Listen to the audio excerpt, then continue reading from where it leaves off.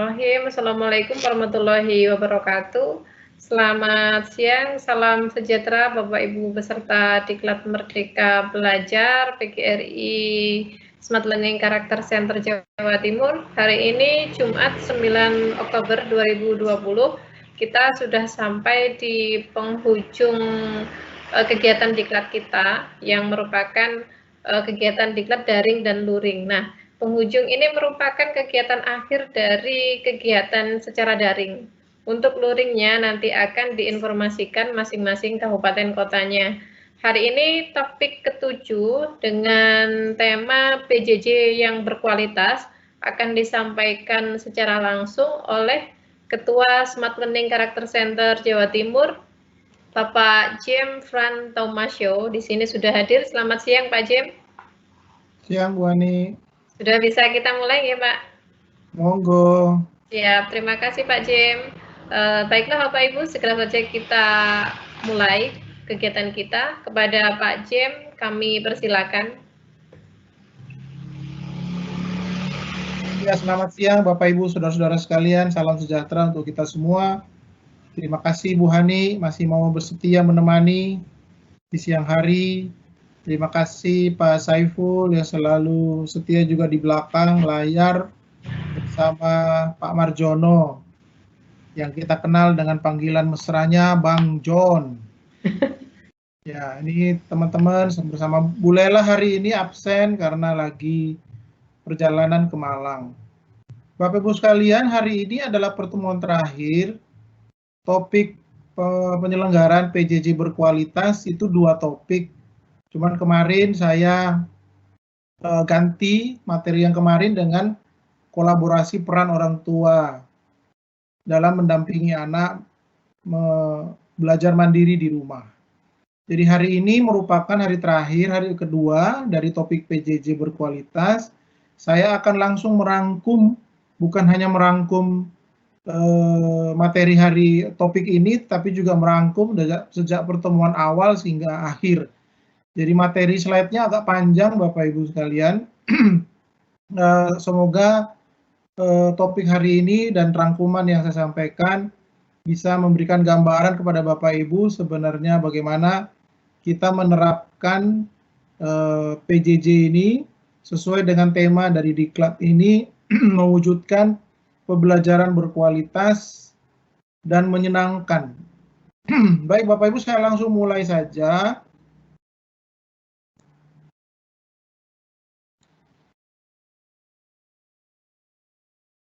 Ya, sudah tampil ya Bapak Ibu. Sesuai dengan tema, seperti topik adalah ini, tetapi sebenarnya ini isinya adalah rangkuman dari seluruh materi. Bapak Ibu sekalian, berkali-kali mungkin sekedar penegasan pada kita semua bahwa sekarang ini kita memasuki normal baru. Dulu ilustrasinya adalah dulu ketika kita masuk ke bank, kalau menggunakan masker kita diusir, ya. Masuk ke bank pakai masker itu dikira perampok. Tapi sekarang kalau masuk bank tanpa masker justru kita diusir.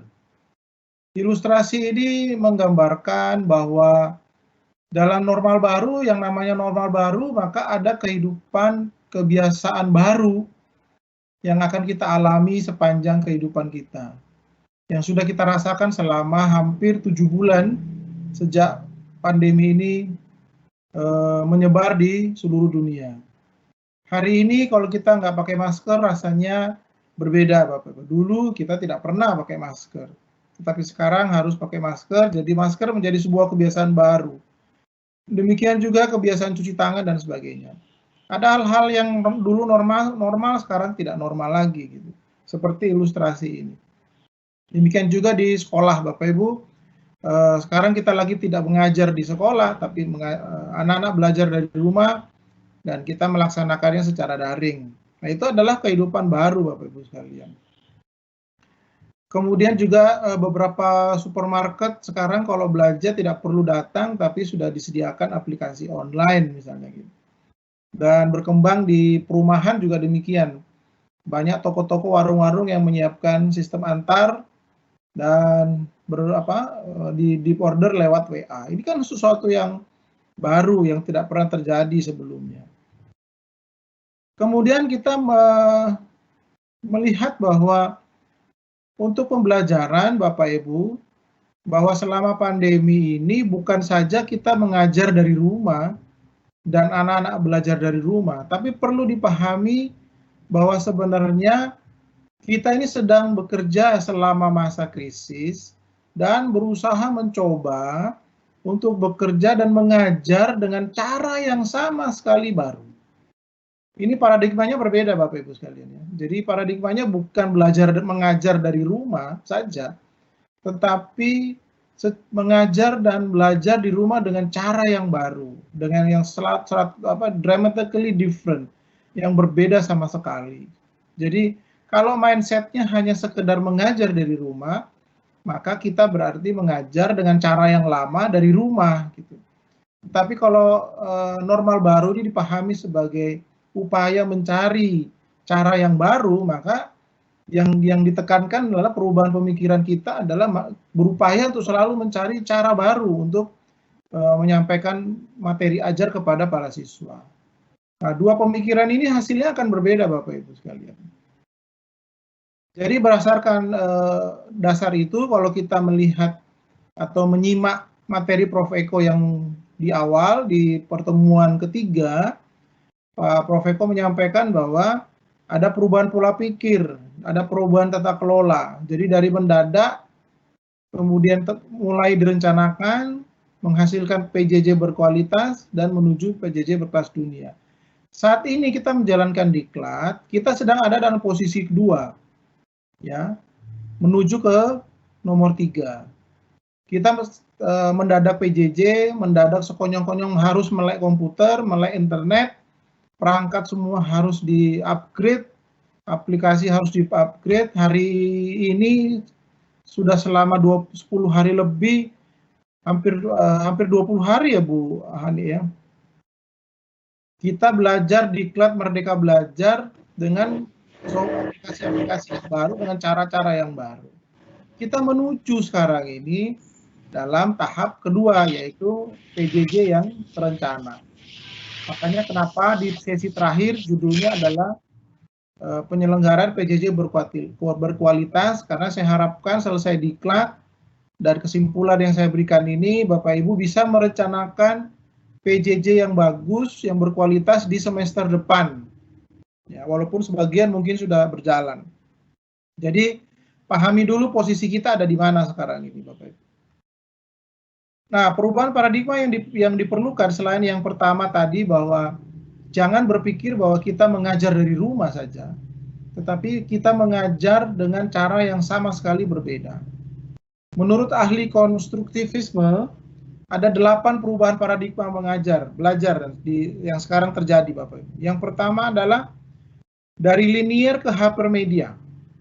Linear itu seperti yang kemarin ya, yang di era normal Bapak Ibu lakukan, linear. Jadi urutannya selalu sama setiap tahun, ya itu saja ya. Mulai dari menyusun kurikulum ya, pemerintah merubah kurikulum, Bapak Ibu menyusun RPP, kemudian pertemuan di sekolah jam sekian, jadwalnya jam sekian, materinya dari urutannya adalah sekian dan seterusnya.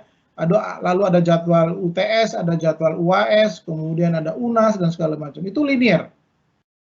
Medianya sama semua, ya, papan tulis, buku, ballpoint, dan segala macam, PowerPoint, ya itu semua media sama, linear, sama semua. Nah sekarang Bapak Ibu berubah dari linear menjadi hipermedia. Karena media kelas, media papan tulis, media tidak bisa dipakai lagi, maka sekarang medianya jadi bertambah. Ada yang namanya YouTube, ada yang namanya Google, ada yang namanya video, ada yang namanya televisi, ada yang namanya radio, dan segala macam. Nah, media-media yang semua ada sekarang ini dipakai untuk pembelajaran, untuk belajar. Makanya disebut dengan hipermedia. Hiper itu kan banyak. Hipermedia. Ya. Metode klasik masih tetap dipakai, tatap muka masih ada ya. Beberapa daerah masih melakukan tatap muka walaupun sangat terbatas. Jadi semua ini dipakai akhirnya. Baik media berbasis IT, non-IT, dan sebagainya. Yang berikutnya adalah dari instruksi yang disusun menjadi from instruction menjadi konstruksi dan discovery. Jadi yang tadinya instruksi, jadi lakukan ini, kerjakan ini. Nah, sekarang dengan project base, siswa harus belajar membangun dan menemukan. Ya, dan dia harus menemukan sendiri, guru hanya memberikan petunjuknya saja. Sama sekali berbeda, Bapak. Jadi tidak heran kalau dulu pelajaran menggambar gunungnya selalu sama. Karena ini sifatnya instruksi. Gunungnya sama, gunungnya dua, ya, matahari di tengah, ada sawah di depan, ada jalan di depan, dan seterusnya. Itu karena instruksi. Sekarang sudah nggak bisa begitu. Karena instruksi, bukan konstruktif. Dan bukan discovery, menemukan. Yang ketiga, dari berpusat ke guru menjadi pusatnya pada learning, pembelajaran. Jadi guru bukan satu-satunya sumber ilmu. Ya, tapi dia bisa belajar dari mana saja. Dari menyerap materi untuk menjadi learning how to navigate. Jadi sekarang anak-anak harus belajar how. Jadi bukan lagi what, tapi sudah jadi how. Jadi dia harus menemukan. Ini sama dengan yang nomor 2 tadi, dia harus menemukan, maka dia harus mencari how-nya gitu. Dia harus mencari sendiri. Dulu dituntun oleh gurunya. Nah, kalau sekarang dia harus discovery sendiri. Dari sekolah menjadi lifelong learning. Dulu semua pengetahuan dapatnya dari sekolah. Sekarang enggak. Setiap saat dalam kehidupan kita, apapun yang terjadi dalam kehidupan kita, anak didik, peserta didik harus belajar bahwa segala sesuatu yang terjadi merupakan pembelajaran. Ya, apapun yang ada di rumah itu bisa dipakai untuk belajar. Ya, jadi kehidupan sehari-hari bisa selalu kita prinsip selalu belajar. Perangkat-perangkat yang ada di rumah bisa dipakai untuk belajar. Jadi belajar itu bukan di sekolah saja, tapi belajar ada di rumah, di lingkungan, dan di dalam masyarakat. Dari one size fits to all menjadi customized learning. Dulu kurikulumnya dipandu, RPP-nya dipandu semua dari pusat. Semua guru mendapat panduan dengan model RPP yang sama. Sekarang udah nggak bisa. Sekarang menjadi customized learning. Jadi setiap daerah mempunyai cara yang berbeda. Jadi kearifan lokal akan menjadi berperan penting. Ya, dari belajar seperti sebuah siksaan menjadi belajar yang menyenangkan, berubah. Ya, jadi yang tadinya bayangkan kemarin ya anak-anak harus bawa tas besar, bawa buku yang banyak dan segala macam. Kayak belajar itu susah banget, gitu, walaupun dirindukan.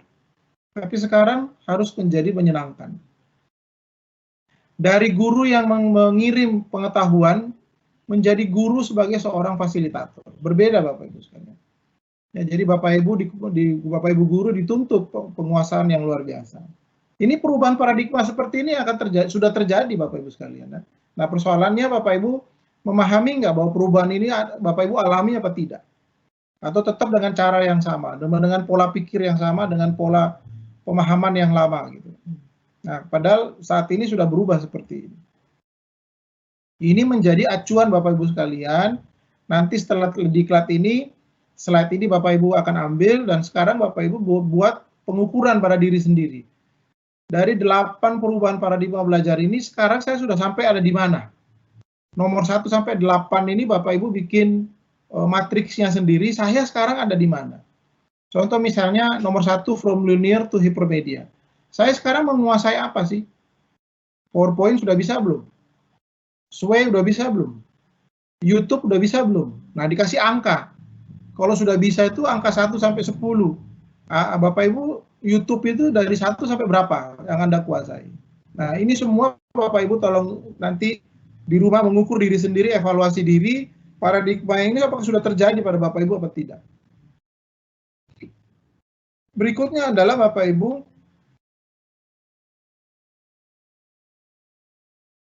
Prof. Eko juga menekankan dalam materinya bahwa saat ini kita dituntut merdeka, tetapi merdeka yang mana? Merdeka dalam menanamkan literasi, bukan hanya literasi baca, tapi literasi informasi juga, literasi informatika juga, literasi bahasa juga begitu. Jadi literasi merdeka dalam menanamkan literasi. Sekarang yang ditanyakan pada individu anak-anak dan kita sendiri adalah bukan apa yang Anda tahu, tapi apa yang Anda bisa. Jadi tolong menjadi catatan juga untuk menerapkan Merdeka Belajar. Jadi literasi, numerasi, dan karakter menjadi 3 hal penting. Dan Bapak Ibu sekarang kan sudah menerima arahan dari Pak Menteri kan, dari Mas Menteri, bahwa model evaluasi UNAS sudah hilang. Tapi penekanannya ada pada 3 ini kan, literasi, numerasi, dan karakter. Jadi ini sudah sejalan Bapak Ibu. Nah, Merdeka Belajar bukan berarti merdeka dalam segala hal, tidak ada patokan, lalu seenaknya sendiri. Tetap yang namanya membangun sebuah keberhasilan, untuk menghasilkan pembelajaran yang berkualitas, pijakan pertamanya, langkah pertamanya adalah buat perencanaan. Itu pasti. Kalau kita tidak merencanakan, berarti kita sama saja merencanakan kegagalan. Jadi, segala sesuatu dalam, bukan hanya pembelajaran, dalam dunia bisnis, dalam hal apapun, segala sesuatu harus dimulai dengan merencanakannya. Itu tolong menjadi catatan. Jadi penting sekali perencanaan bagi pembelajaran yang berkualitas itu seperti apa. Nah, hari ini tidak hanya menjawab soal bagaimana PJJ berkualitas, tapi saya memulainya dari atas. Jadi memulai dari mindset, lalu kita masuk dalam perencanaan. Tahapan perencanaan menurut Prof. Eko itu ada 6 tahap ya. Menetapkan tujuan, mengembangkan instrumen dan pengukuran, tahap menganalisa karakteristik peserta didik, menyusun struktur, mengembangkan strategi, dan seterusnya. Itu ada 6 strategi. Nah, saya mulai dari mindset yang tadi di depan sudah saya sampaikan. Khusus untuk pembelajaran Merdeka Belajar. Bapak Ibu bisa melihat ada perbedaan nggak? Ya, jadi pada saat normal, beban belajar utama adalah memuat jumlah jam belajar, ya, dialokasikan dalam sebuah tema untuk SD, atau gabungan beberapa tema, atau mata pelajaran, mapel untuk SMA, SMK, SMP, SMA, dan seterusnya. Jadi yang dilihat adalah jumlah jam belajar. Kemudian yang dilihat adalah keseluruhan kegiatan harus diikuti peserta didik dalam 1 minggu, hitungannya mingguan, hitungannya semester, dan tahunan. Ya, kemudian dalam perencanaan ada kegiatan tatap muka, terstruktur, ada kegiatan mandiri, dan sebagainya. Nah, di masa pandemi gimana? Di masa pandemi yang SMA, SMK sudah nggak bisa lagi bicara mapel. Dia sekarang sudah bergeser seperti SD. Jadi harus tematik. Jumlah jam belajarnya juga berubah, berkurang, maka menjadi tematik dia. Kegiatan tatap muka sekarang ada virtual, ada daring. Kita harus menghitung bukan tatap muka lagi, tetapi virtual bagaimana. Berapa jam untuk virtual, berapa jam untuk mandiri, berapa jam untuk belajar mandiri, berapa jam untuk kolaborasi, dan sebagainya. Sudah berbeda Bapak Ibu. Kegiatannya juga sudah tidak lagi terstruktur. Ya, Bapak Ibu harus membuat penugasan yang sifatnya project based, portofolio, dan segala macam. Alokasi waktu sudah nggak bisa sebanyak dulu ya. Tatap muka sudah sekian persen, tatap muka maya berapa persen, diskusi berapa persen, dan seterusnya. Jadi yang sebelah kiri dan kanan itu kan berbeda Bapak Ibu. Maka dalam membuat perencanaan, Bapak Ibu harus bisa mengidentifikasi perubahan tadi. Dari normal menjadi new normal, normal baru. Apa yang berubah? Tadi saya sudah sampaikan ada 8 paradigma yang berubah, silahkan diidentifikasi. Ya, itu baru paradigmanya, belum instruksinya dan segala macam. Nanti makin ke dalam saya akan tunjukkan pada Bapak Ibu sekalian. Ini sebenarnya materinya cocok buat yayasan dan kepala sekolah sebenarnya. Tapi nggak apa-apa ya Bapak Ibu, siapa tahu besok-besok jadi pemimpin ya, atau bisa mulai dari kelas, jadi manajemen kelasnya Bapak Ibu sendiri. Yang pertama, setelah kita mengidentifikasi sesuai dengan tahapan-tahapan yang Prof. Eko sampaikan kemarin itu, kemudian kita mulai merencanakan, mendesain perencanaannya. Jadi belum merencanakan, tapi mendesain pra perencanaan. Gitu. Yang pertama adalah identifikasi dan analisis kebijakan. Ya, tadi di awal saya sudah sampaikan ya. Belajar di rumah, identifikasinya gimana? Analisisnya bagaimana? Komponen indikator evaluasinya apa? Jadi Bapak Ibu sebelum membuat perencanaan harus dimulai dengan evaluasi. Dilihat selama 4 bulan di awal belajar di rumah itu kejadiannya seperti apa. Kalau Bu Yesika kemarin, kalau ada siswa yang tidak pernah menjawab atau menggarap tugas, kenapa? Harus dievaluasi, harus diidentifikasi. Lalu menyusun instrumen evaluasinya, mau pakai daring, pakai form, pakai WA, atau apa? Atau mengunjungi orang tua dan segala macam. Ini masalah metode perencanaan ya, cara metode survei. Instrumen surveinya diedarkan kepada guru, peserta didik, dan orang tua. Semua harus diisi bentuknya seperti apa. Baru kemudian direkapitulasi, baru kemudian dievaluasi. Nah, ini untuk apa? Ini untuk Bapak Ibu menyusun berikutnya. Ini maaf, sebelum sampai di situ, ini contoh-contoh pertanyaan ya untuk survei. Jadi saya dapat dari internet, misalnya alasan peserta didik tidak partisipasi, tidak gabung atau tidak hadir. Ada 5.000 peserta survei. Alasannya ternyata macam-macam. Ada yang sakit, ada kepentingan, tanpa keterangan, dan yang paling banyak tidak jelas, ya, tidak ada. Yaitu sebanyak sekian persen. Gitu. Paling besar itu adalah tidak hadir. Nah, ini kan perlu dievaluasi, Bapak. Jadi tidak bisa kita sekonyong-konyong menetapkan sebuah PJJ berkualitas tanpa melalui perencanaan. Perencanaan tidak bisa dimulai tanpa melakukan survei. Contoh survei yang lain adalah tentang instrumen moda pembelajaran. Anak-anak, ini contoh kasus survei di Banten. Mereka belajarnya dari mana? Dari rumah belajar Kemendikbud, penugasan, pakai Google Classroom, pakai Edmodo, pakai Kuiper, dan segala macam. Semua harus diketahui Bapak Ibu. Jadi Bapak Ibu perlu melakukan survei kepada peserta didik. Mereka belajar mencari materi pembelajaran itu dari mana sebenarnya? Ya, modanya apa? Teknologinya apa? Ini akan membuat Bapak Ibu lebih akurat dalam membuat perencanaan PJJ berkualitas. Kemudian contoh evaluasi untuk tes. Tes itu ternyata tes tulis. Ada suatu daerah yang ternyata tes tulisnya lebih banyak. Jadi guru membuat soal dikirim ke rumah.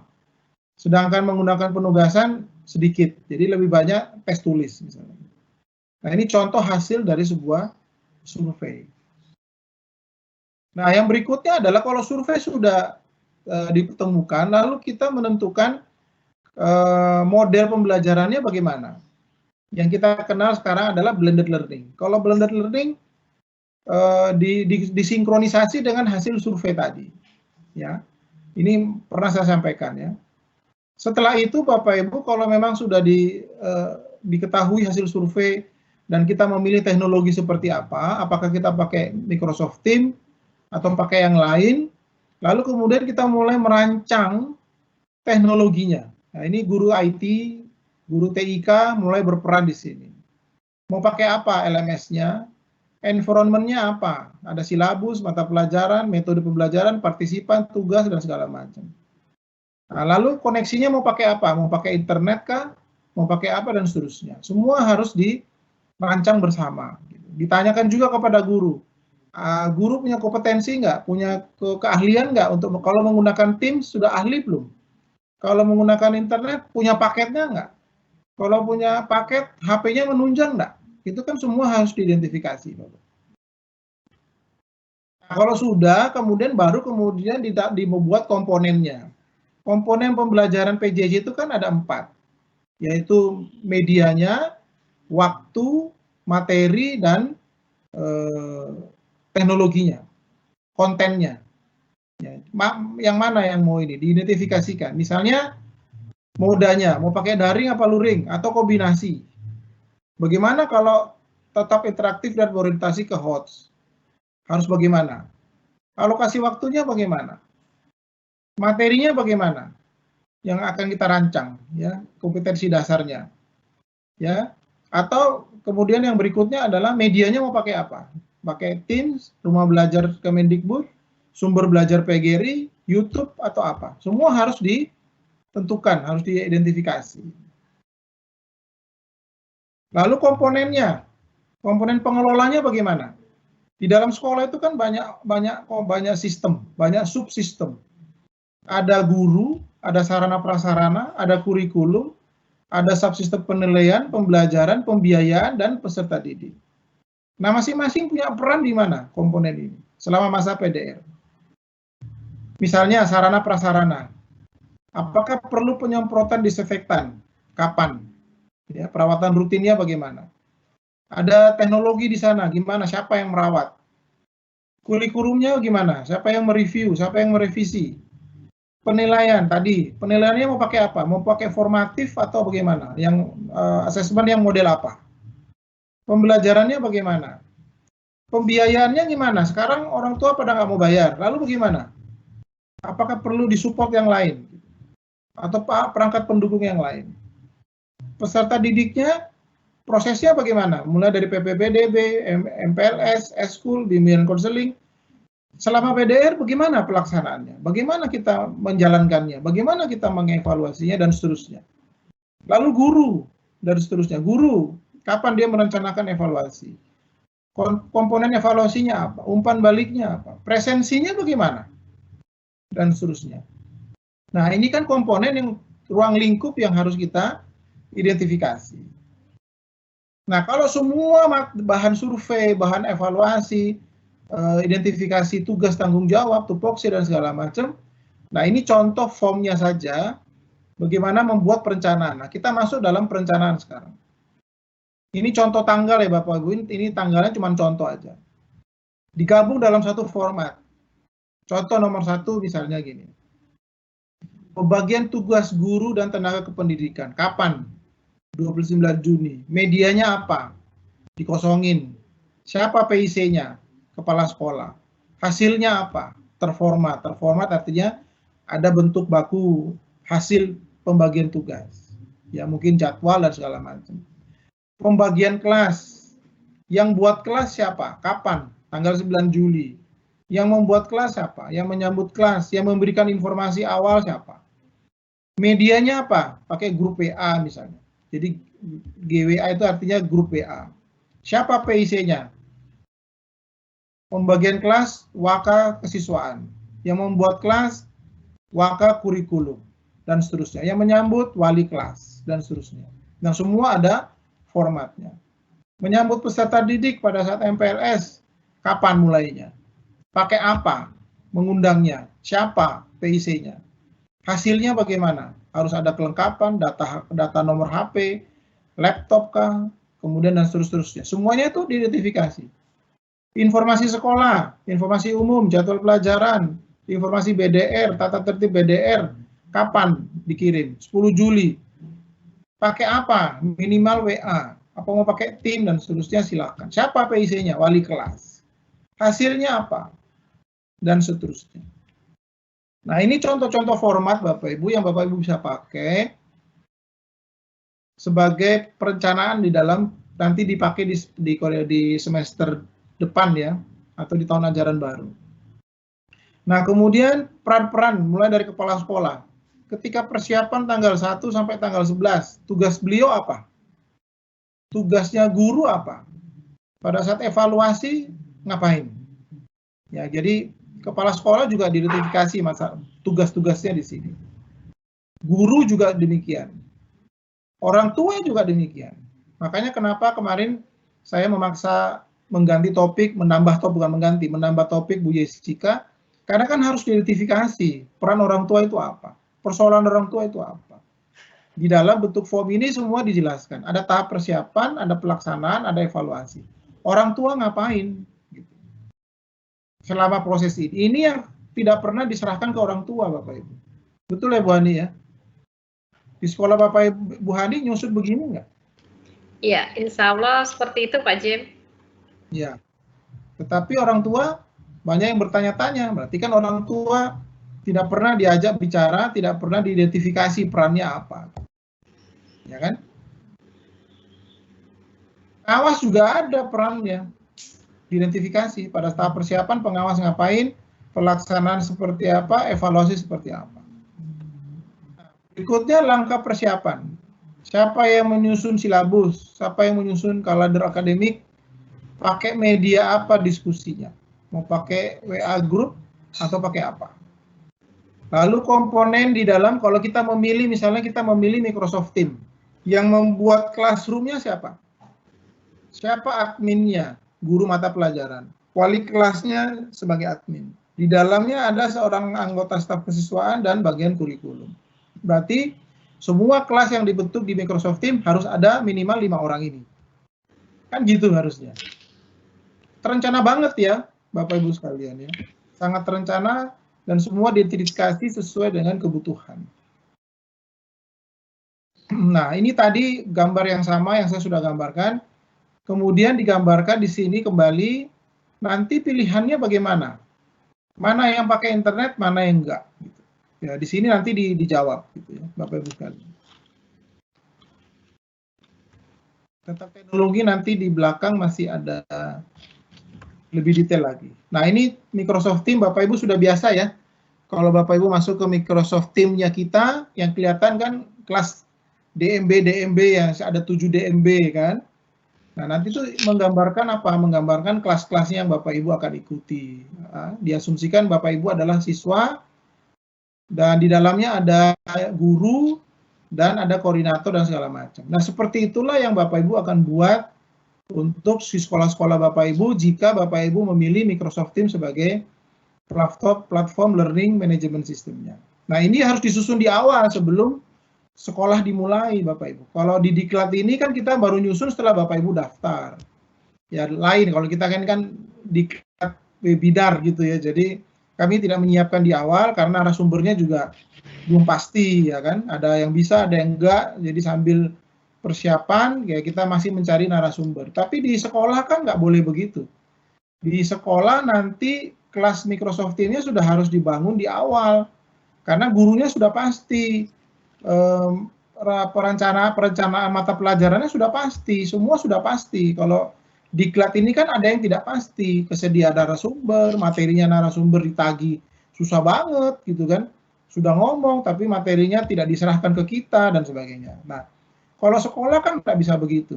Jadi penggambaran Diklat ini kan sebenarnya inilah proses yang Bapak Ibu alami sebenarnya nanti ketika melakukan pembelajaran dari rumah. Nah, cuma bedanya tadi harusnya modul-modulnya sudah dibentuk, sudah disiapkan dari awal sebenarnya. Berikutnya setelah itu buatlah panduan-panduan, ya, ke penjelasan tadi panduan sekolah di saat BDR ngapain. Ini saya ambil contoh dari luar negeri tentang panduannya. Jadi apa yang harus dijelaskan oleh sekolah kepada si peserta didik dan orang tua. Apa hal yang harus dipertimbangkan? Ya, bagaimana mulai dari coba lihat di kolom sebelah kanan Bapak Ibu, things to consider. Apa yang harus dipertimbangkan, dipersiapkan? Pertama, menjawab pertanyaan bagaimana memonitor dan melacak absensi. Harus dijawab gitu. Nah, di situ harus dijelaskan. Bagaimana meminimalkan keraguan yang sederhana. Bagaimana melakukan pendekatan yang jelas. Bagaimana melakukan pengamanan, ya, pendampingan terhadap isu-isu ketika anak-anak menggunakan internet di rumah. Bagaimana membuat mengurangi aktivitas yang tidak selalu melulu dengan menggunakan teknologi, ya kan? Nah, ini semua kan adalah sifatnya panduan Bapak Ibu sekalian yang harus disiapkan sekolah menghadapi tahun ajaran baru atau semester baru gitu. Ya, catatan di bawahnya adalah buatlah sesimpel mungkin dan semua komponen komunitasnya disentuh, kemudian berikan ekspektasi yang realistik, jangan yang susah diukur, dan lakukan komunikasi yang baik kepada peserta didik dan orang tua. Jadi sebenarnya Bapak Ibu, ini kan hanya dibuat satu kali sebenarnya. Tapi kan hal-hal ini tidak dilakukan. Kenapa? Karena mendadak. Semuanya serba mendadak. Nah, saat ini setelah kita mengikuti Diklat, diharapkan semester depan PJJ-nya Bapak Ibu sekalian itu lebih terencana sampai kepada hal-hal seperti ini. Ya, ini kan semua Bapak Ibu harus baca, karena ini akan menjadi panduan Bapak Ibu dalam menyusun PPJJ yang berkualitas. Sehingga inilah momen bagi kita untuk berangkat dari pendidikan yang dulu kita di Indonesia mungkin dianggap tidak berkualitas, kurang berkualitas. Inilah saatnya kita maju, melompat bahasa saya, menjadi pendidikan berkelas dunia. Ya, jadi penyelenggaraan PJJ berkualitas itu harusnya di belakangnya ada tambahnya lagi kelas dunia. Ya, jangan kelas lokalan Bapak Ibu. Ya, jangan cuman bagus di tingkat Jember saja, di tingkat Lamongan saja, di tingkat Jombang saja. Jangan berpikiran begitu. Saatnya kita berpikir untuk di level internasional. Kenapa? Karena pandemi ini Bapak Ibu, seluruh sekolah, seluruh pendidikan di seluruh dunia mempunyai persoalan yang sama. Jadi ini saatnya buat kita, bangsa Indonesia, terutama di Jawa Timur, untuk menunjukkan kualitasnya. Gitu. Mumpung semua lagi bermasalah, ya semua mulai dari nol. Saya mengatakan semua mulai dari nol sekarang. Panjang ya Bu Hani ya. Iya Pak, memang saat ini sebenarnya yang Pak Jum sampaikan tadi merupakan kebutuhan kita semua Pak. Jadi selama ini kan kita belum punya semacam apa ya, belum punya pandangan ataupun frame apa sih skenario yang harus kita siapkan dan lain sebagainya. Jadi kita masih hanya meraba-raba apa sih yang kita butuhkan untuk menyusun pembelajaran jarak jauh begitu Pak. Ya, sekarang kan sudah nggak meraba ya, minimal gambarannya sudah ada. Oke, saya lanjut. Nah, sekarang adalah contoh skenario pembelajarannya. Ini juga Bapak Ibu harus buat. Jadi contoh misalnya begini, mata pelajaran X, kelas X, misalnya itu kapan, model BDR-nya bagaimana, pertemuan yang keberapa, pengajarnya siapa. 5 menit pertama bagaimana? Cek kehadiran partisipasi. Nah, karena sudah menggunakan teknologi, maka tidak boleh klasik lagi dengan kertas. Tapi di situ saya tulis online. Online itu artinya apa, Bu Hani? Ketika dia masuk tim kan sudah nggak perlu absen toh, karena ketika dia login kan sudah pasti dia absen. Jadi cek kehadirannya itu saya tulis di situ online, gitu. Kemudian memberikan apersepsi, apa? Daring berarti. Jadi nggak bisa tulisan, tapi mungkin daring. Lalu kegiatan inti, hari pertama, 5 menit pertama ngapain? Ya kan? 20 menit kedua ngapain dan sebagainya. Nah, ini cara mengidentifikasikannya. Jadi Bapak Ibu sebenarnya tidak perlu setiap hari kita online sebenarnya. Ya Bu Hani ya. Jadi kalau modulnya sudah ada di internet, suruh baca aja dulu. Iya betul Pak sebenarnya. Iya, jadi kalau Bapak Ibu tiap pagi punya kewajiban buat jadwal harus daring dulu, berarti Bapak Ibu berarti menerapkan ngajar dari rumah gitu. Yang tadi saya bilang, paradigmanya harus pola pikirnya berbeda. Kita tidak mengajar dari rumah, kita sedang melakukan inovasi dengan cara yang berbeda. Kalau semua modul, semua materi sudah ada duluan, seperti Bapak Ibu sekarang kan mengikuti diklat ini, perintahnya cukup ada di Microsoft Teams kan. Ini baca ini, buka ini, lalu materinya kita taruh di files materi, ya kan? Ada di situ kelas material gitu yang Bapak Ibu sudah biasa saya taruh di situ dan narasumber biasa nguploadnya di situ. Nah, nanti tatap mayanya, daringnya itu cuma sebentar aja, hanya untuk mengklarifikasi dan segala macam, mengingatkan gitu.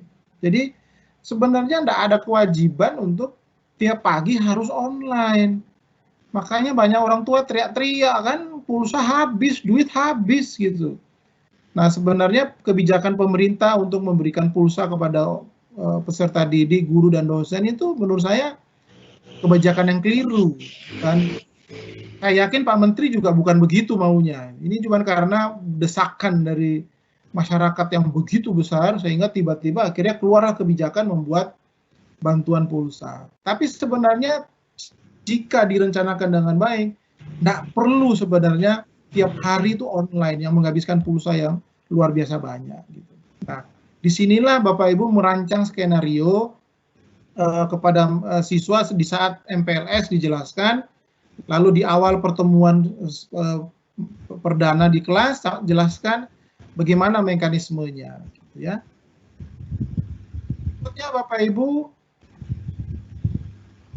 ini saya beri contoh juga tentang pekerjaan rumah atau PR yang saya sebut collaborative homework. Tidak perlu seorang guru memberi PR. Bisa juga 3 guru memberi PR yang sama dalam satu matriks ya. Contoh yang saya ambil dari luar negeri, di sini ada guru BK, guru olahraga, guru matematika, ini guru apa ya? Mungkin saya keliru. Terus ada guru bahasa. Nah, kelima guru ini berkolaborasi membuat PR yang sama dan dikerjakan dalam waktu 1 minggu. Jadi bukan tiap hari, tiap saat, atau mungkin 1 bulan gitu ya. Jadi kalau Bapak Ibu lihat di viral di TikTok atau di Facebook, anak-anak menangis mau curhat ke menteri karena tiap hari dikasih PR, PR-nya tambah banyak. Kenapa? Karena gurunya cari cara yang gampang aja, kasih aja PR gitu kan. Karena cara evaluasi guru cuma begitu saja. Gitu. Bisanya suruh bikin PR gitu aja, nanti dia tinggal ngoreksi gitu. Gampangnya ngomong begitu. Nah, kreativitas juga dituntut di situ Bapak Ibu. Ini contoh bagaimana sebuah PR yang dilakukan oleh 5 orang guru secara bersamaan dan dikerjakan dalam durasi 1 bulan. Nah, nanti anak-anak ditempel di dinding, PR yang sudah dijawab dikasih warna. Nah, nanti tugas siswa adalah selain menjawab, difoto mana PR yang sudah dikerjakan. Dan Bapak Ibu lihat, perhatikan, PR-nya itu bukan yang sifatnya seperti yang Bapak Ibu lakukan, ya, tapi dia bagaimana PR-nya adalah bagaimana melakukan sebuah kegiatan bersama-sama dengan orang tua, keluarga, di sekitar, dan segala macam. Bapak Ibu masih ingat ketika di sesinya Prof. Eko ya kan, diminta untuk menghitung rata-rata usia anggota keluarga. Masih ingat? Ya, umurnya papa berapa, umurnya mama berapa, umurnya kakak berapa, umurnya dia berapa, umur adik berapa, lalu dicari rata-ratanya, dicari deviasinya kan gitu. Masih ingat ya Bapak Ibu ya? Itu kan contoh-contoh PR yang sangat-sangat kreatif dan menyenangkan buat anak-anak. Ini saya berikan kepada Bapak Ibu contoh sebuah PR kolaboratif homework yang dimiliki oleh 5 orang guru yang diserahkan sekaligus kepada siswa. Modelnya berbeda dengan cara kita membuat PR seperti sekarang ya Bapak Ibu sekalian. Oke, itu kalau ideal Bapak Ibu sekalian, ada internet, bisa koneksi, punya komputer, pulsa dikasih, bisa Pak terjadi seperti itu. Bagaimana kalau nggak punya internet? Pak, solusinya bagaimana? Solusinya Bapak Ibu yang pertama tetap ada yang namanya perencanaan. Ya, maka di dalam perencanaan itu ada skenario tentang pembelajaran tanpa internet. Ya, jadi contoh tabel yang tadi saya berikan, diberikan satu kolom lagi tentang pembelajaran tanpa internet. Jadi dalam matriks yang di sini, saya kembali sejenak ya. Ya, yang di sini, yang contoh skenario BDR ini, kalau tanpa internet diberi keterangan di situ, ini tanpa internet. Ya, kemudian di sini juga demikian. Di sini juga harus masuk, sebentar.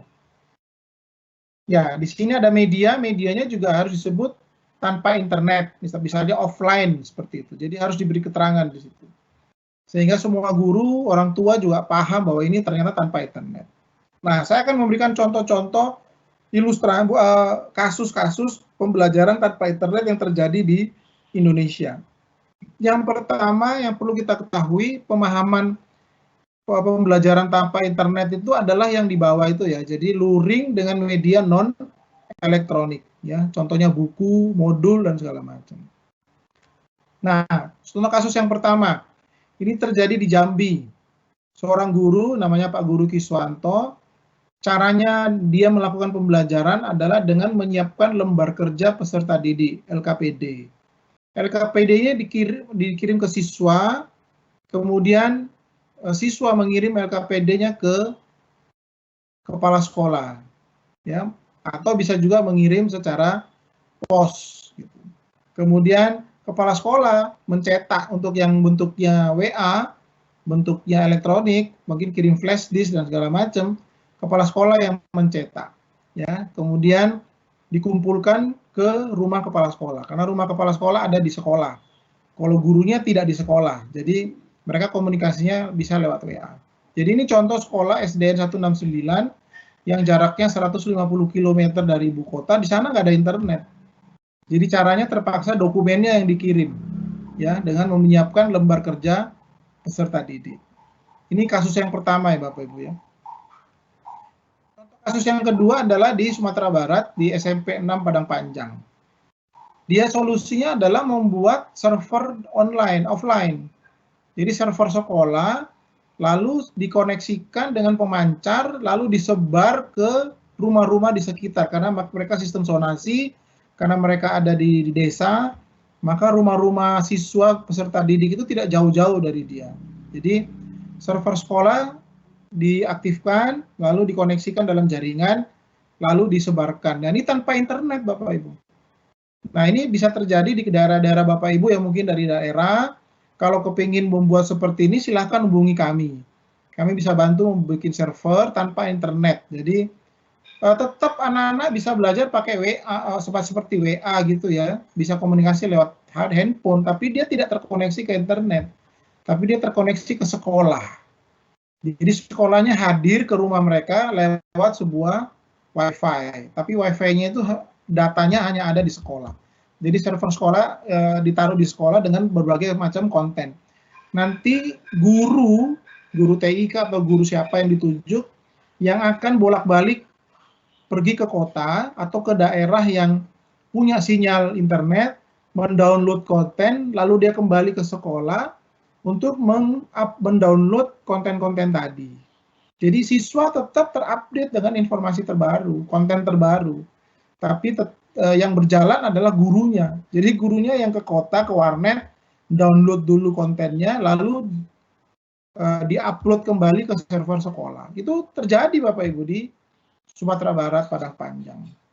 Namanya SMP Negeri 6 Padang Panjang, disingkat SMP 6 Rakel. Jadi Bapak Ibu bisa lihat di internet bagaimana kepala sekolah di sana mengatasi persoalan belajar di rumah ini tanpa internet. Lalu di Jawa Barat ada yang menarik Bapak Ibu. Di Jawa Barat mereka membentuk yang namanya gugus tugas pendidikan.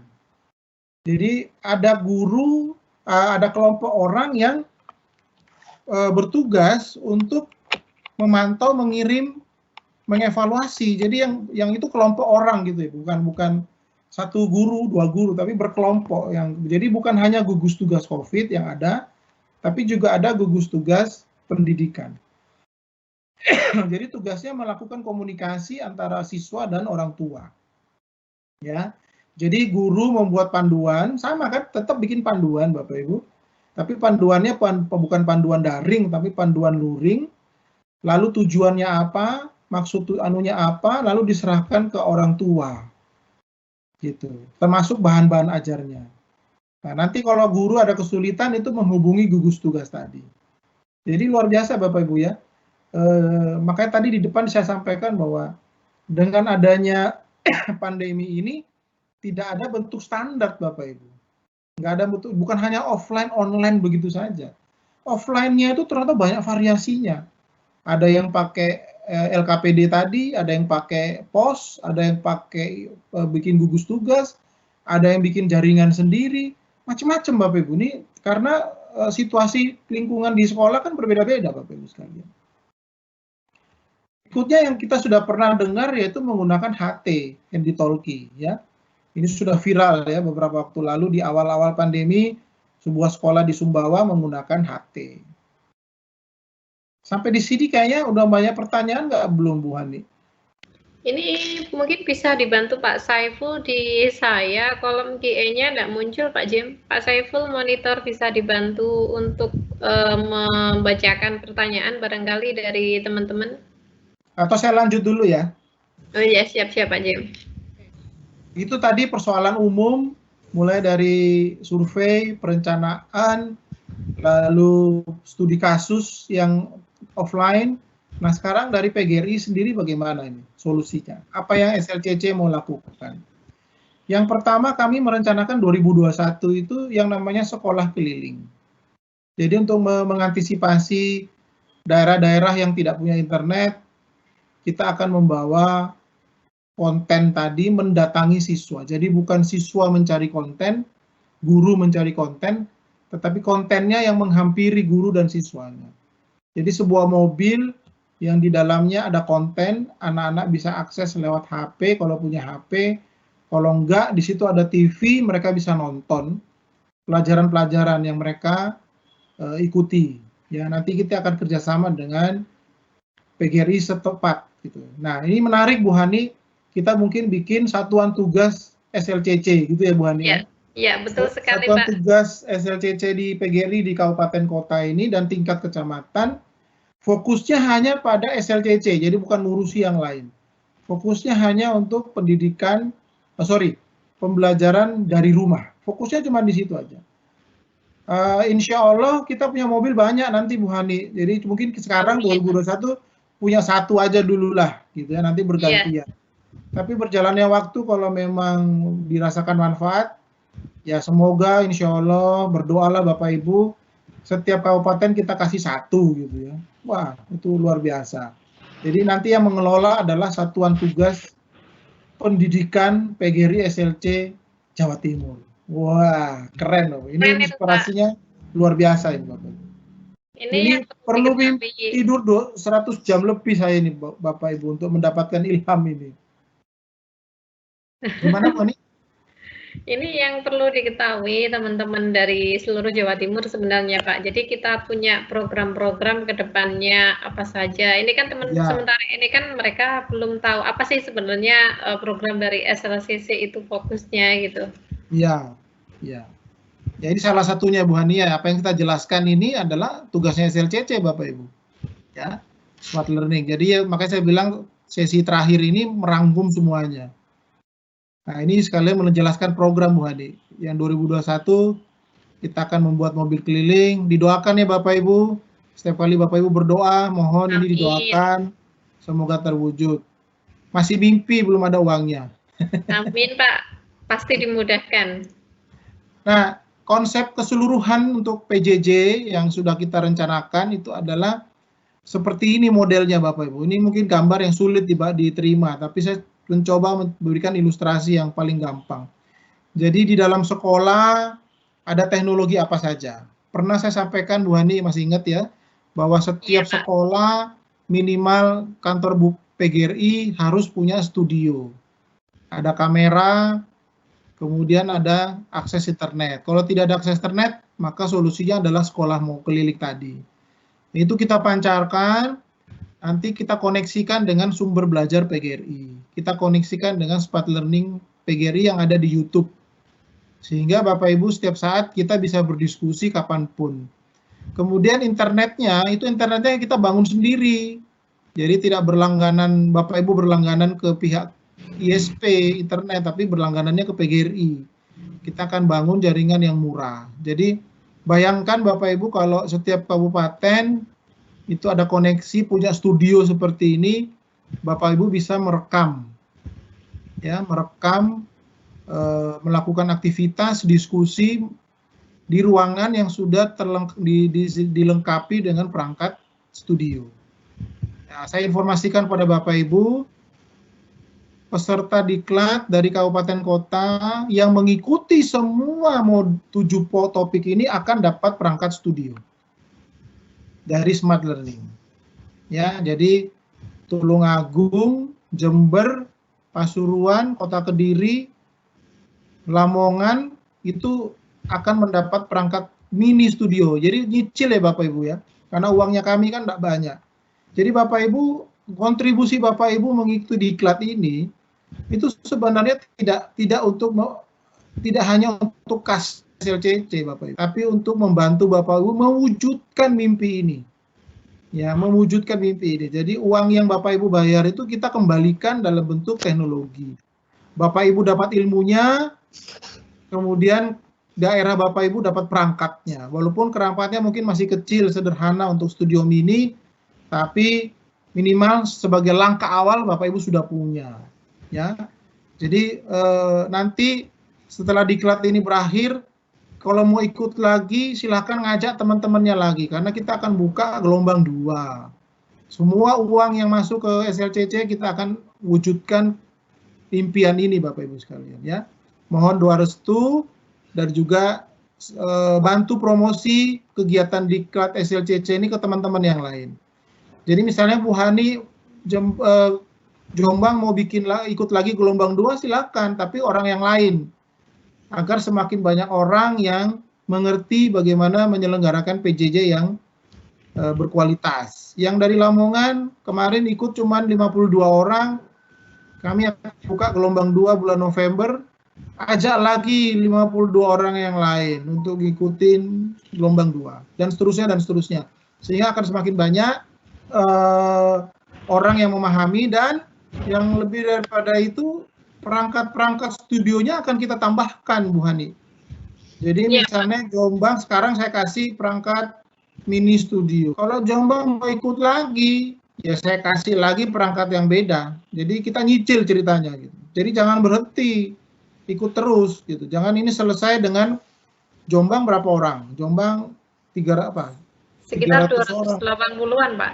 380. Nah, 380 ini kan cuma 3 materi. Nah, nanti gelombang 2 ikut lagi, kalau bisa semua materi diikuti gitu. Nah, nanti di akhir saya tambahkan satu perangkat lagi. Jadi kemarin dapat perangkat apa, nanti di gelombang 2 dapat lagi perangkat gitu kan. Jadi nyicil kita.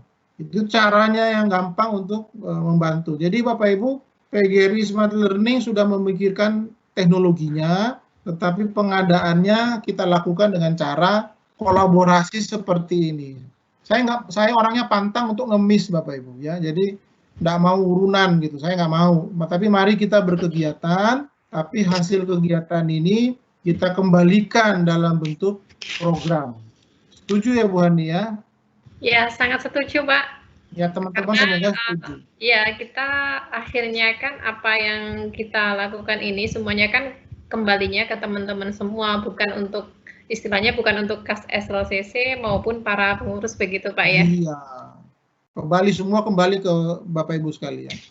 Terakhir Bapak Ibu, sekolah masa new normal ini adalah guru harus bersemangat, siswa harus bergembira, orang tua harus antusias, masyarakat harus mendukung. 7 topik sudah kita lalui, semuanya untuk melengkapi pemahaman kita dan memampukan kita untuk mewujudkan sekolah yang berkualitas di era new normal. Demikian Bu Hani presentasi saya. Kita akan mulai dengan tanya jawab. Saya mengucapkan terima kasih atas keikutsertaan Bapak Ibu sekalian yang dengan setia mengikuti selama 7 topik selama 2 bulan. Setelah ini Bapak Ibu kita akan evaluasi, kita akan datang ke tempat Bapak Ibu sekalian. Silakan berkoordinasi dengan koordinator dan pengurus untuk menentukan tanggal. Dan ingat, catatan terakhir saya, sertifikat akan diberikan setelah luring, setelah kami mengevaluasi. Orientasinya adalah produk.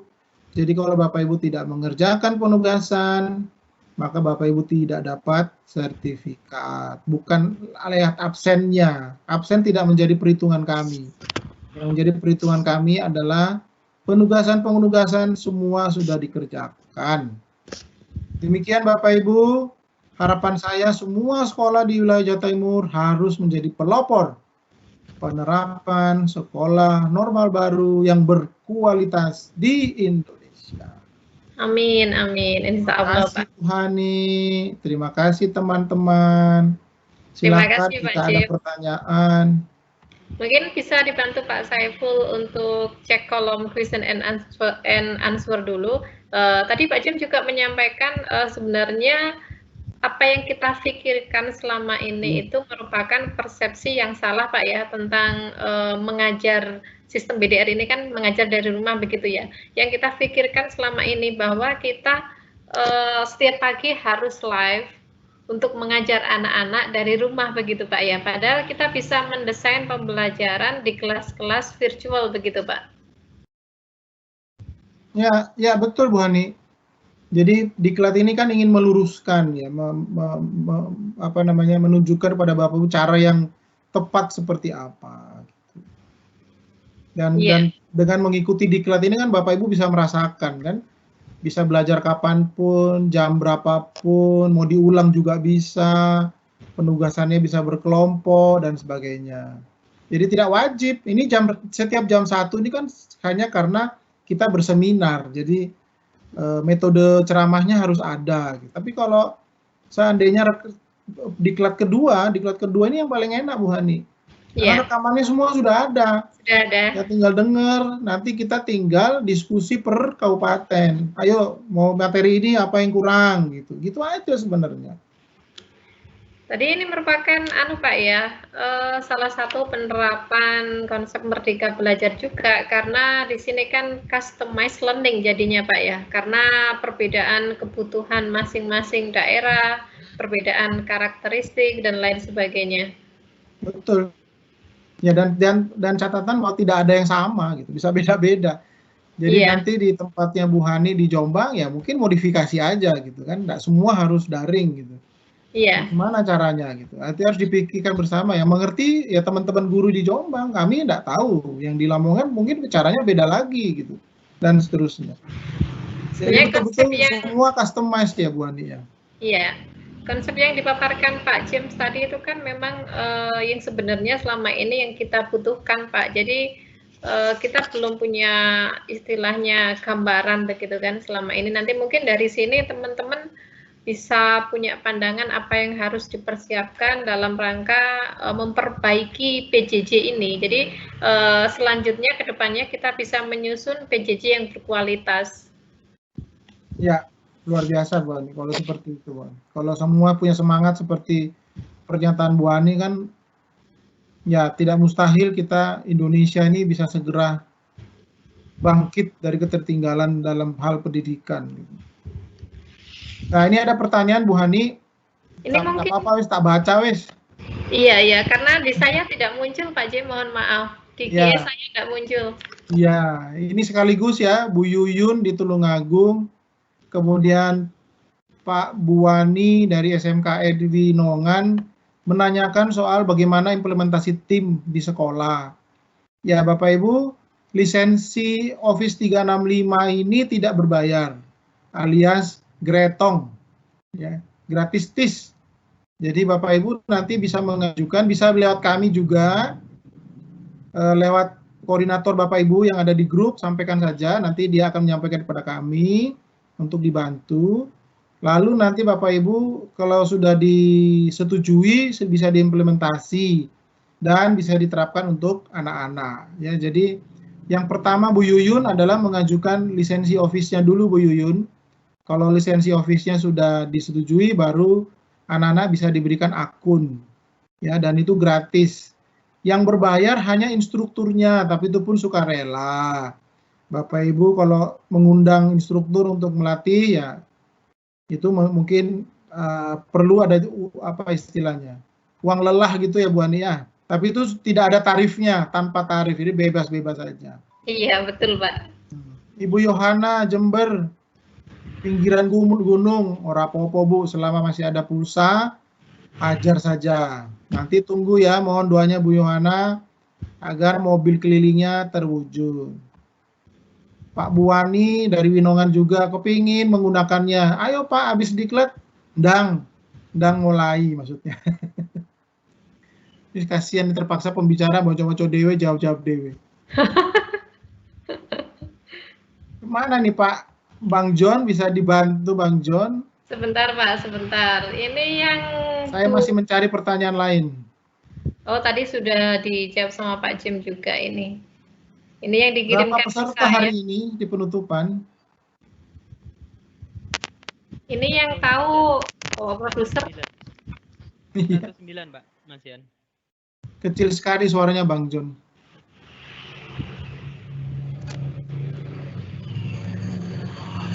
Silakan Bapak Ibu kalau ada pertanyaan.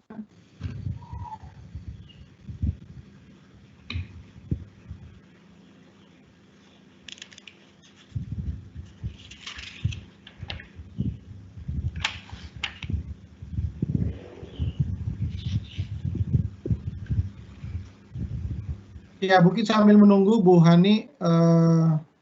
Iya Pak Jim. Tambahan sedikit bagi Siap. Bapak Ibu. Nanti apa namanya? Setelah ini kan kita akan melanjutkan dengan gelombang 2. Nanti informasi awal Bapak Ibu sudah bisa woro-woro ke temennya. Posternya mungkin kita akan serahkan dalam 1-2 minggu ini. Nanti Bapak Ibu bisa bantu share ke teman-temannya.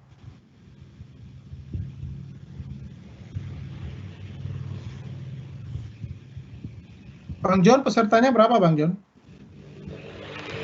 Tertinggi 109 tadi Pak. Aduh, Tertinggi nggak dengar. 109. Tertinggi sampai 109 tadi. 109. Iya. Oke. Jadi siang ini tidak banyak. Kemarin sampai 200-an. Kayaknya sudah penutupan, jadi udah celah. Untuk school on well-nya Pak Jim tadi, ini kan direncanakan kita laksanakan kalau bisa mulai 2021, Pak ya? Iya. Ini Iya, hanya Bu Ani. untuk sementara ini, mungkin hanya untuk Jawa Timur, Pak, mungkin? Iya, memang hanya Jawa Timur. Nggak bisa kita keluar kota. Karena kita dibatasi, Pak ya, oleh zona. Jarak dan waktu. Kalau mau luring ke sana, piye caranya? Tapi sebenarnya peminat kita itu bukan hanya dari Jawa Timur, Pak. Kalau kita lihat dari kegiatan-kegiatan webinar 1, 2, 3 kemarin, sebenarnya banyak peserta itu mengharapkan kegiatan-kegiatan SLCC Jawa Timur itu menjangkau ke tempat mereka, gitu. Iya, tapi ya sulit ya.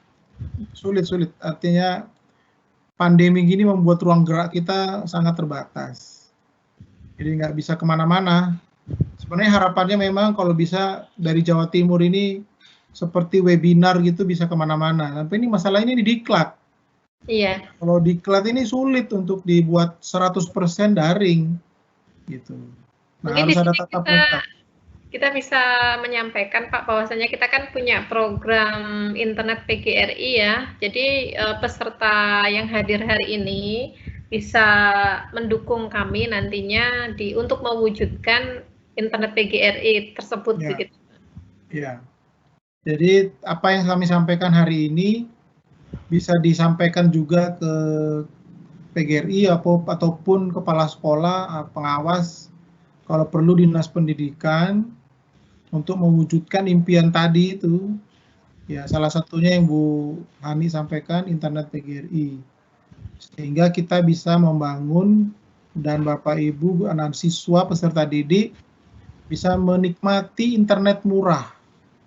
Ya, internet murah dengan harga yang sangat terjangkau, tapi dengan teknologi, konten maupun internet yang memadai.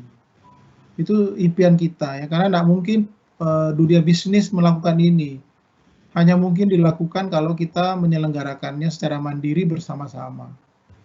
Dan kembalinya pun ke teman-teman pendidik semua, Pak Jim ya, tentunya dari hasil internet atau apapun di situ kita kembalikan semuanya untuk teman-teman gitu.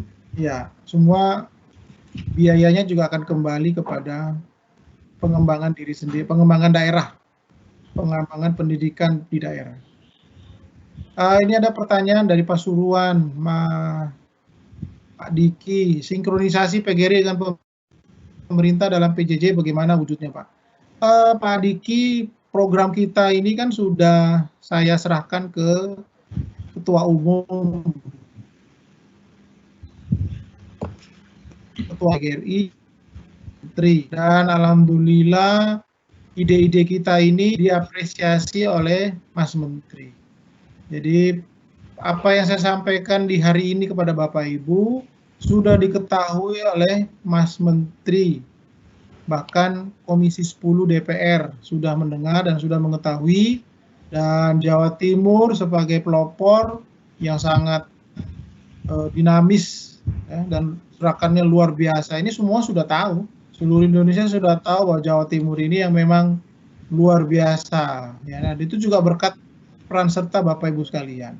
Jadi Mas Diki jangan khawatir, pemerintah sudah tahu, tinggal kita menunggu realisasinya jadinya bagaimana. Ya, yang penting Pak Menteri, Mas Menteri sudah tahu betul apa yang saya sampaikan itu sama dengan yang disampaikan kepada Mas Menteri. Walaupun bukan saya, tapi materinya dari saya. Jadi saya yang menyusun materi, yang menyampaikan di sana Ibu Ketua Umum di hadapan. Wah, kalau tidak salah Ibu Ketua Umum sudah ngomong kan di sesi topik 3. Nah, cuman yang kalau Jombang tidak tahu ya, karena Jombang tidak ikut topik 3 ya. Iya. Tapi Pasuruan kan Pak Diki harusnya ingat ya di materinya Ibu Ketua Umum. Ya kalau belum tahu silakan ditonton YouTube-nya bagaimana komentarnya Ibu Ketua Umum terkait komunikasi dengan Mas Menteri. Ini ada pertanyaan dari Bang Dola. Bang Dola ini dari mana ya? Mengingat kemampuan saya yang terbatas, deadline penugasan. Deadline pengumpulan kapan, Pak? Pengumpulannya terakhir di saat luring. Jadi kalau luringnya Bapak di Jombang, Bu Hani menyusun tanggal 20 misalnya, ya 20, Pak. Silakan komunikasi sama Bu Hani, kapan terakhir Jombang. Nah, sudah, itulah hari terakhirnya gitu ya. Iya, tergantung kabupaten kotanya masing-masing, Pak, sebenarnya ya. Ya. Karunia Pasuruan, internet PGRI-nya kita tunggu-tunggu juga, Pak. Ya, ini semua kembali ke ketuanya juga, Pak, ketua kabupatennya. Kalau Bapak nanti pemilihan pilih ke ketua yang sangat reformis, jadi, Pak. Kalau nanti Bapak ketua kecamatan, ketua ranting yang milih yang maaf ya, yang tidak reformis, ya mungkin mimpinya lama. Jadi semua kembali kepada pemimpin PGRI di setempatnya. Atau begini Bapak Ibu, tidak perlu melalui pengurus, bisa saja perlingkungan. Jadi misalnya ini Bapak apa Ibu Karunia ini ya? Ya, Bapak Ibu Karunia, kalau misalnya di lingkungan sekolah Bapak ada berapa orang, berapa kakak, berapa peserta didik, berapa jaraknya, mau mendahului silakan hubungi Mas Irfan ya. Nanti Mas Irfan kabari ke saya. Jadi tidak perlu menunggu keputusan dari kabupaten, nanti lambat ya sudah kita ambil jalan cepat di lingkungan area sekolah dulu aja. Nanti kita akan bangun seperti tadi yang contoh dari Padang itu ya, Sumatera Barat, itu inisiatif sekolah gitu. Jadi bukan inisiatif dari PGRI-nya. Nah, sama mungkin kita bisa lakukan. Kalau di peserta hari ini yang mendengar ada kepala sekolah tertarik seperti ini, silakan hubungi koordinator diklat di grup masing-masing. Oke, Bu, tidak ada lagi pertanyaan. Mungkin nanti bisa disambung untuk pertanyaan-pertanyaannya, disambung di panitianya masing-masing Pak Jem ya, tentang kejelasan mengenai PJJ, barangkali tentang internet PGRI. Barangkali ada closing dari Pak Jem? Ya, teman-teman, saya berharap Bapak Ibu nanti yang mendengar ini, nanti juga akan disampaikan oleh koordinator, mohon untuk membuat video testimoni. Jadi manfaat dari Diklat Merdeka Belajar yang Bapak Ibu lakukan hari ini, video yang terbaik akan saya kasih souvenir. Jadi masing-masing berkelompok, bisa 5 orang, bisa 10 orang, terserah, pokoknya berkelompok, lalu membuat video tentang BDR ini. Ya, tentangnya itu maksudnya testimoni. Suka dukanya, manfaatnya, dan harapannya. Ya, nanti video yang bagus, nanti serahkannya ke grup masing-masing ya, nanti biar koordinatornya yang forward ke grup panitia. Kemudian nanti yang terbaik kami kasih souvenir. Souvenirnya nanti per kabupaten, jadi bukan sekian banyak video dipilih gitu ya, tapi per kabupaten pasti ada pemenangnya. Jadi silakan bikin video yang bagus, yang lucu-lucu, tapi bermanfaat. Nanti video ini akan saya kumpul, yang menang dan tidak menang, untuk diedit, dijadikan satu, dikirim ke pengurus besar PGRI, terutama permintaan Profeko untuk menampung video-video yang bagus-bagus dari guru-guru. Nanti kalau ketemu Mas Menteri mau disampaikan. Ya. Dan nanti akan ditayangkan di saat HUT PGRI. Nanti di HUT PGRI kita bikin satu kegiatan upacara sendiri lewat online, lalu kita tayangkan video yang sudah Bapak Ibu buat, yang bagus ya tentunya ya, kita akan pilih. Tapi semua video akan kita kirim ke Jakarta. Itu bukan closing statement Bu Hani ya, cuman ya siap Pak Jem. Closing statementnya tadi saya sudah sebut tadi ya, semoga di Jawa Timur, sekolah-sekolah di Jawa Timur yang terutama yang mengikuti diklat ini menjadi pelopor penerapan PJJ berkualitas berkelas dunia. Amin. Terima kasih Pak Jim. Ya, terima kasih saya sampaikan kepada Pak Jim Frantomasyo selaku Ketua PGRI SLCC Jawa Timur sudah memberikan paparannya mengenai bagaimana cara menyusun PJJ yang berkualitas. Nah, tadi sudah disampaikan bahwasanya bedanya kita mengajar dari rumah bukan berarti kita setiap hari harus live, akan tetapi bisa kita susun skenario pembelajaran yang berkualitas untuk peserta didik kita.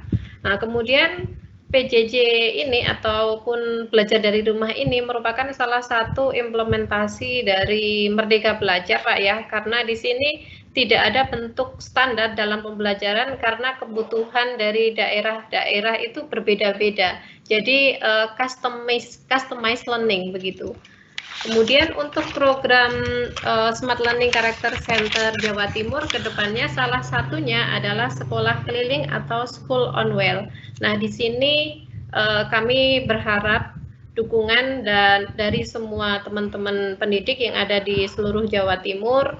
Untuk kedepannya kegiatan-kegiatan tersebut adalah untuk mewujudkan program-program SLCC untuk pendidikan di seluruh Jawa Timur.